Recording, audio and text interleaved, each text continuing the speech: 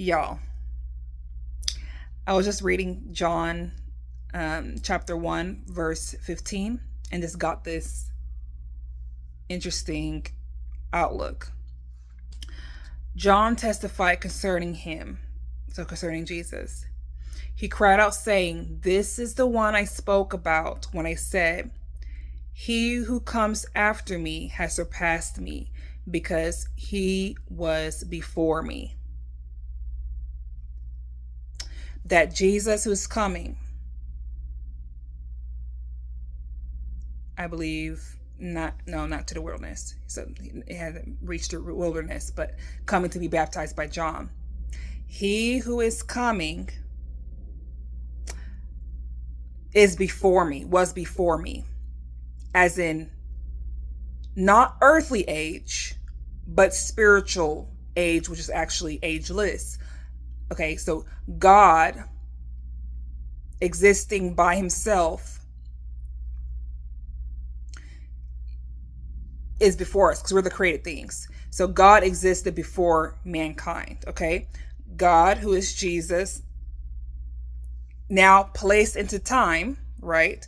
And is going to meet John the Baptist.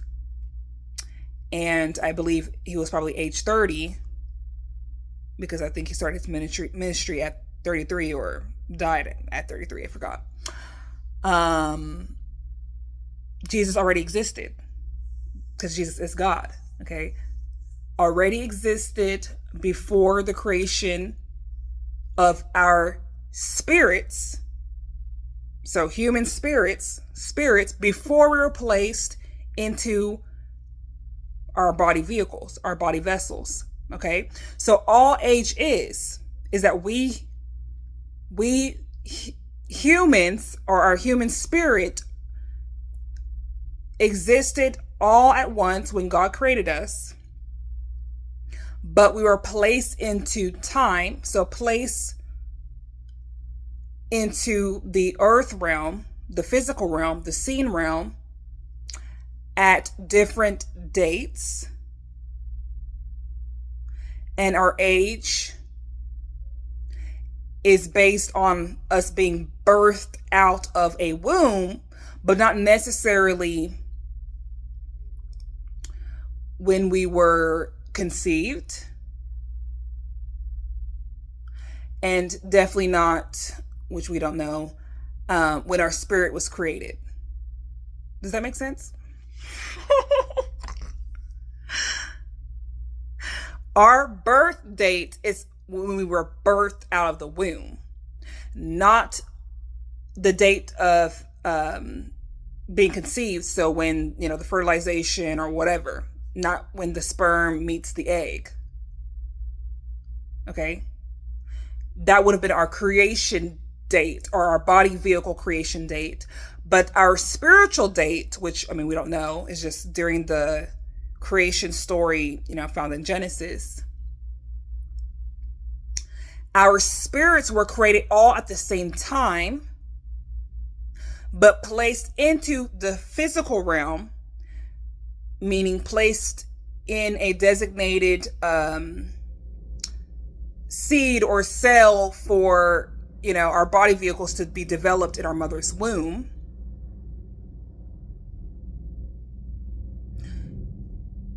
Just happen in different times.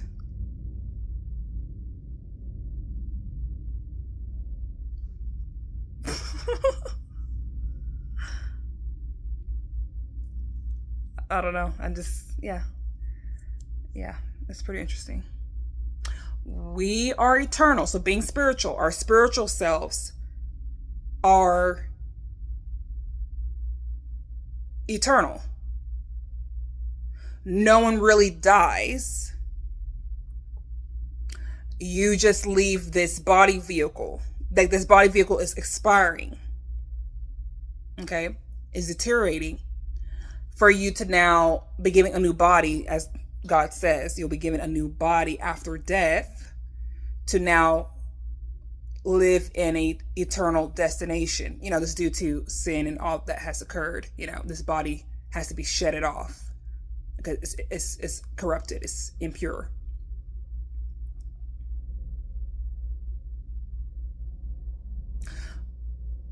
But once we were created, like, we can't be destroyed. You know that, I don't know, is it a science term or whatever, energy? They say we're energy or whatever, but we're light. Because that's another thing I was reading when I was reading John, that John 1 verse 3, through him all things were made. Without him nothing was made that has been made. In him was life, and the life was the light of all mankind.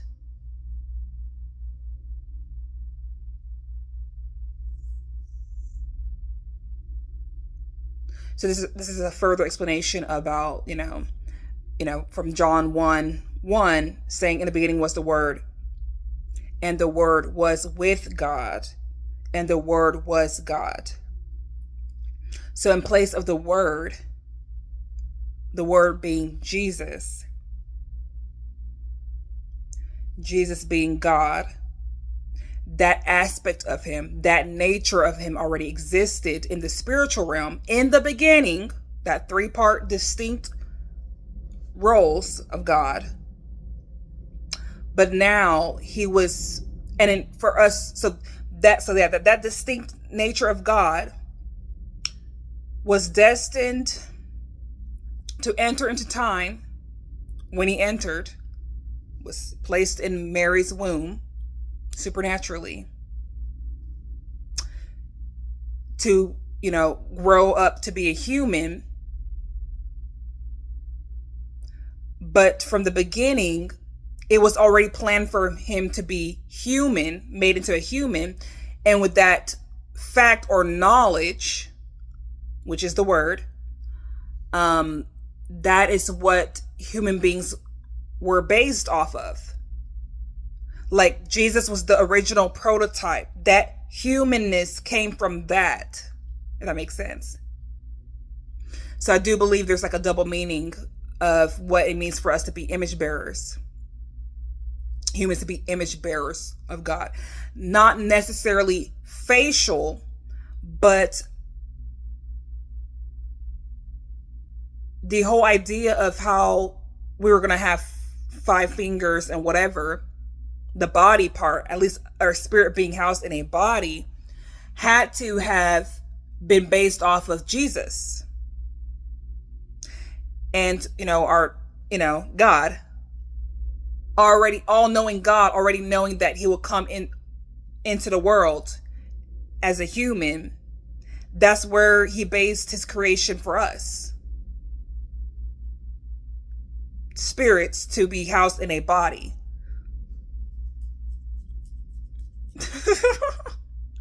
I hope it makes sense, but it's clicking in my head. I'm like, oh wow. We were based off of his design. The embodiment of God, Jesus. In him was life, and that life was light. Jesus is the light of the world. His body, especially with the transfiguration, is pretty much a light, supernaturally a light, beyond the human, like physical flesh. Maybe in another dimension, he is a light. And we humans, being image bearers, are light bearers. We're also carrying light to a certain degree. And I believe the more that we know God, we become brighter or pure lights, close to God's likeness, just being holy. That takes sanctification and all that stuff. But that place in, I'm not sure if it's in John or somewhere in the gospel, it's talking about you shouldn't dim your light. It has a literal and spiritual meaning, or figurative meaning. So being a light, meaning reflecting Jesus' character, we are, shining light into this dark world, this sinful world. Sin represents darkness, the epitome of darkness, or the dimming of the light. So me being a light bearer, if the more I sin, I'm dimming my light. I'm dimming my image and character of Jesus. How can you tell if I'm a follower of Jesus? It's my character. Me doing what Jesus did. You know, of course, he knows my heart. The only one who truly knows my heart will be God. But that is in a observational level of things that can be witnessed by some people or whatever. But in a spiritual sense, which I believe our form, who knows how we look spiritually, right? We can't see how we look spiritually. I believe, this is me hypothetically speaking, or just speaking what I'm hearing in scripture though, and how Jesus looked being seen in the supernatural is a light. My spiritual likeness or image is a light, and it can be dimmed if I dibble and dabble in sin, being obedient to a way of life that is the opposite of the will of God.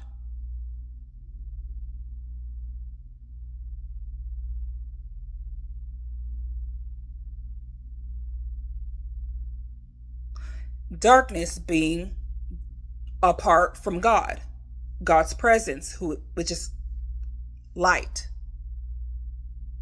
Darkness is being apart from God, meaning no life. God is the life giver. And sin, being darkness, is death, because it is absent of God. Like, it's just like, my brain is just like, what?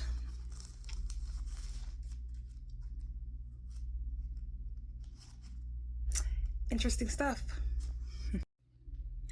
Our conscience have no recollection, for the most part, many of us, has no memory of life before being placed into the bodies and having to grow up to experience another life experience, which is physical. To be physically seen and look in a mirror and then see ourselves physically. There was life. We had a life before being placed in our bodies, being in the spiritual realm. You know, that is not necessarily in our conscience, or at least readily available now.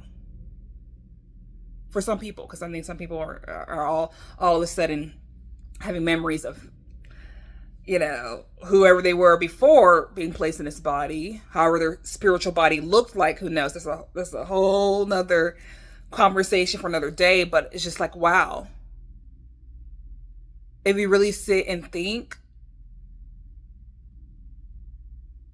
at least the more I think, yeah, my concept of life is not what I thought it was. Not necessarily what we were taught in school, because now we'll be headed towards things that can't necessarily be proven, because it is spiritual and it's not physical. It will have to deal with the conscience and other people experiencing the same thing or coming to the same realization. It's all in the head. That's it. To think is already supernatural, a storage of memory or knowledge. Not only that, when I read this part in scripture that says, just one second. When you read verse 9, the true light that gives light to everyone was coming into the world. So Jesus, the true light that gives light to everyone, was coming into the world. He was in the world. And though the world was made through him, the world did not recognize him.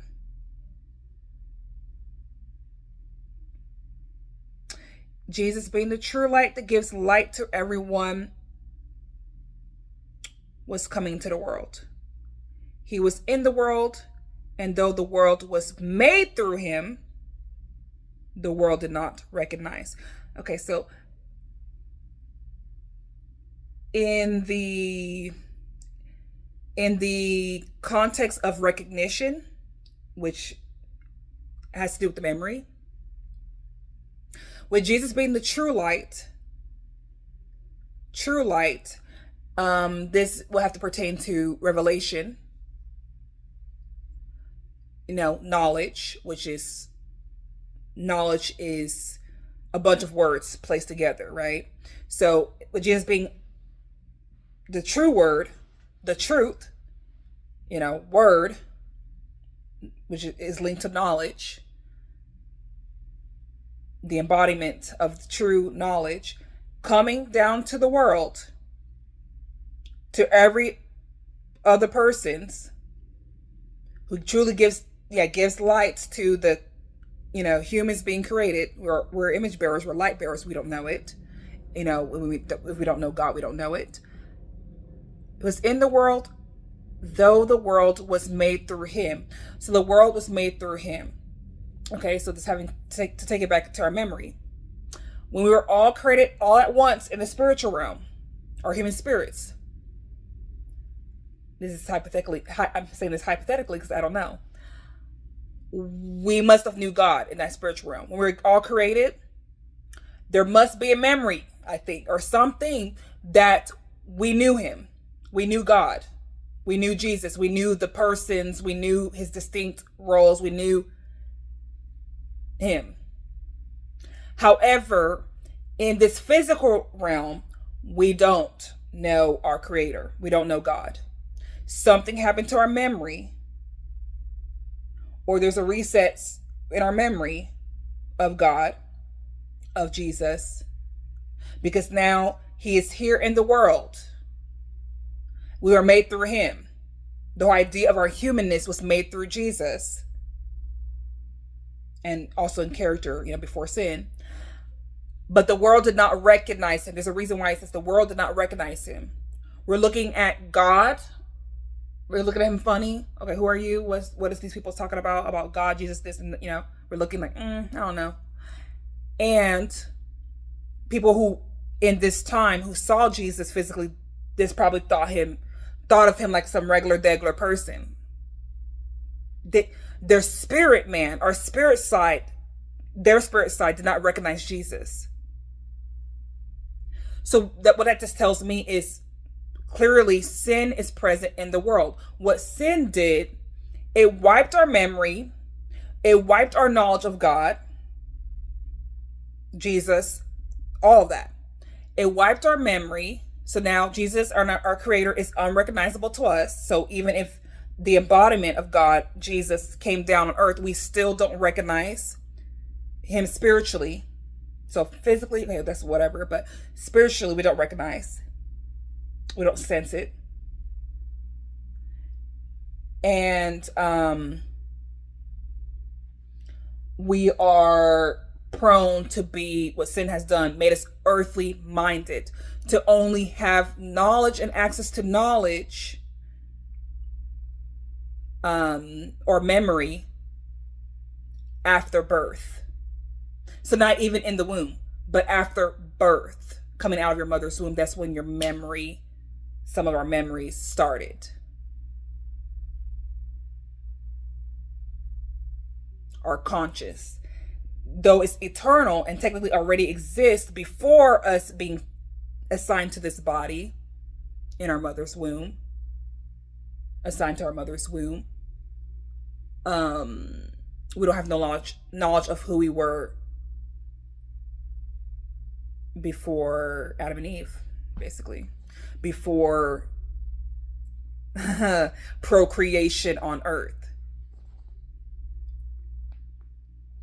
So when you read further on, it says in verse 12, yet to all who did receive him.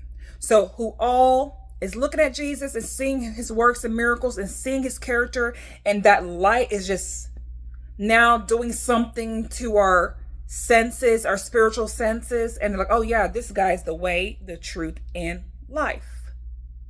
This person is not only a prophet, this is God of supernatural birth, untainted, And through that acceptance, for those who are waking up, those who came into the memory, maybe a familiarity, I don't know, something about this person, something about this God, Jesus, the embodiment of God. I want to know him. He is the way, the truth, and the life. And you accept that fact.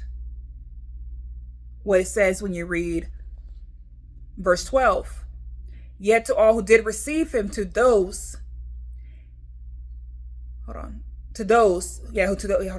Yet to all who did receive him, to those who believed in his name. We believed in Yeshua. We believed in Jesus. However they pronounced his name then. He gave the right to become children of God. He gave the right to become children of God. To become. Children born not of natural descent, nor of human decision or a husband's will, but born of God. Okay, let's break that down. Yet to all who did not receive him, no, I said who did not, my bad. Nope, run it back. 1 John, chapter 1, verse 12. Yet to all who did receive him, all those whose heart was changing, because when you are exposed to light, the darkness, it makes it want to not sin. It makes it not want to be in darkness. And it changes your minds. It opened up your mind to the reality of whatever this light, this truth, which is Jesus, is imparting in us. This truth is opening our minds. It's opening our conscience. It's opening our memories. I don't know too much about him, but let me accept him. Let me accept the knowledge that he's speaking right now. I'm the way, repent and all that kind of stuff. Let me accept this knowledge. Let me accept what he did on the cross. And it's gonna do something to our mind. And it's gonna renew our mind. It's gonna open up our minds to know the truth that has been hidden from us due to sin. Okay? So sin, if you read further, so those who believe. So believe, just see it as synonymous with accept.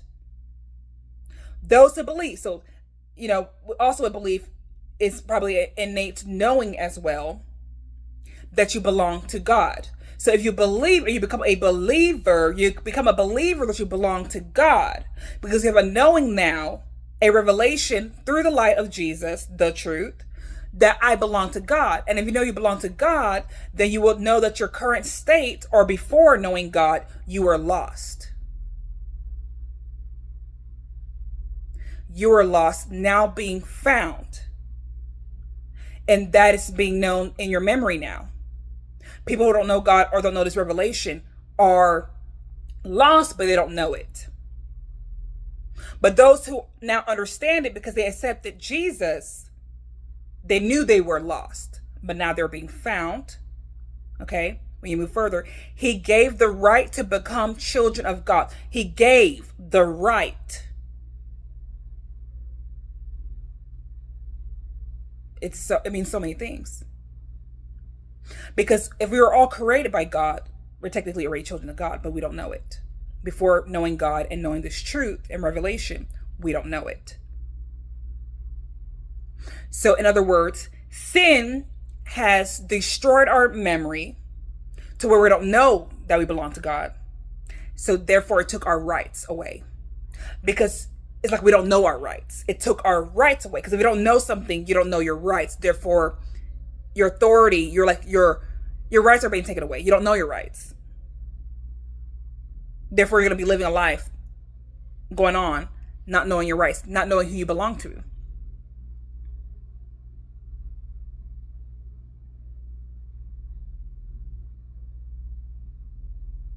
So now, with the knowledge of Jesus, the truth is opening our minds, is renewing our minds and our memory. I'm lost. I belong to you. I belong to you. I'm getting my right back. with this knowledge and acceptance of Jesus, I got my right back to claim that I belong to God. I belong to him. I'm a child of God. When you read verse 13, what it meant when it says, children born not of natural descent. Children born not of natural descent will know, because we're not focused on the physical realm. And oh yeah, I came from my parents. My parents born me. You will have a knowledge knowing, oh wow, I existed before being placed in a womb, in a cell and whatever that, the fertilization and whatever, I existed before this. It's not natural, of natural descent. It's of supernatural descent. It is of spiritual descent. I existed outside of the body before, created by God, but I was, now assigned a body just to fulfill this purpose right here, or just to be human, as God created and wanted things to be. But you'll come into that knowledge that children born not of natural descent, not of my parents don't own me, they didn't create me. When you read further on, it says, not of human decision or husband's will. It was not necessarily my parents' will and picking out my features and picking out even their features. Their parents didn't pick out their features or whatever, even their genders. This is a whole decision created by none other but God. That's how the verse finishes up. It says, but born of God. I was born of God. Being born was an assignment.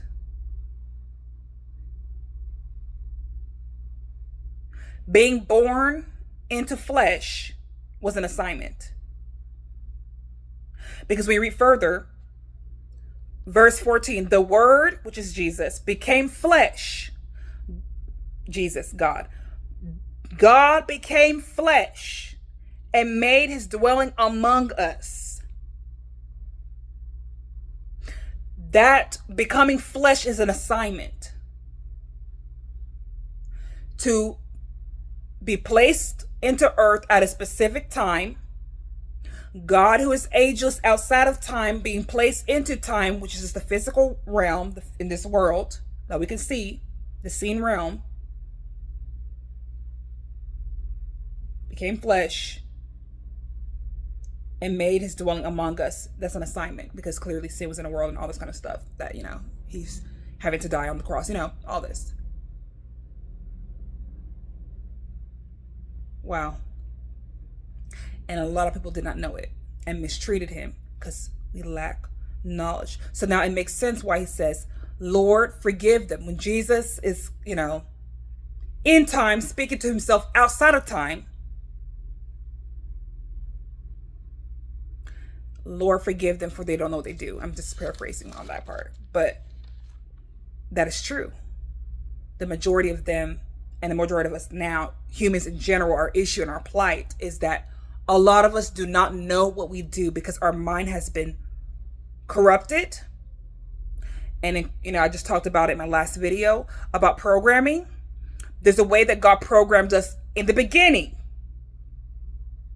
in the spiritual realm, before we came to the physical realm that now is corrupted due to what Adam and Eve have done. We have been reprogrammed by sin, which removed the memory of God, or is making it hidden. It made things hidden, and now things are now needing to be revealed by knowledge. And hopefully that knowledge is true, because there's many knowledge going on. The knowledge being proposed by the kingdom of darkness, and the knowledge that is come from God, that reigns supreme and is the truth, which will dispel all lies. It will not lead to death. It will lead to life with God.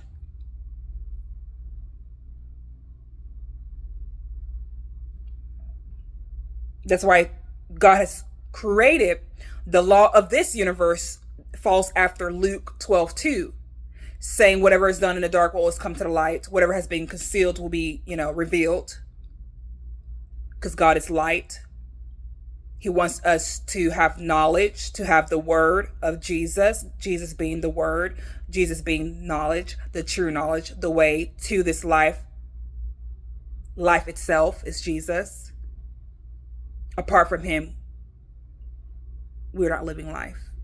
We're living a false life if it's apart from him. And it's a darkness, and our light in a spiritual realm, and I guess figuratively, is being dimmed if we are living a life of sin, living a life apart from God's will, because we do not know. That's why he says, my people perish for the lack of knowledge. Not of any knowledge, but the truth that comes from none other but God, Jesus. We are perishing, experiencing death or deterioration of our mind, and with our destinies and the ambition that we have. Is just, we're hitting dead ends. It's not satisfying us. It's not bringing us life. It's because it's rooted in a false thing due to our lack of knowledge of Jesus. Wow, this is pretty interesting. I'm gonna keep on reading, and yeah, this is really interesting.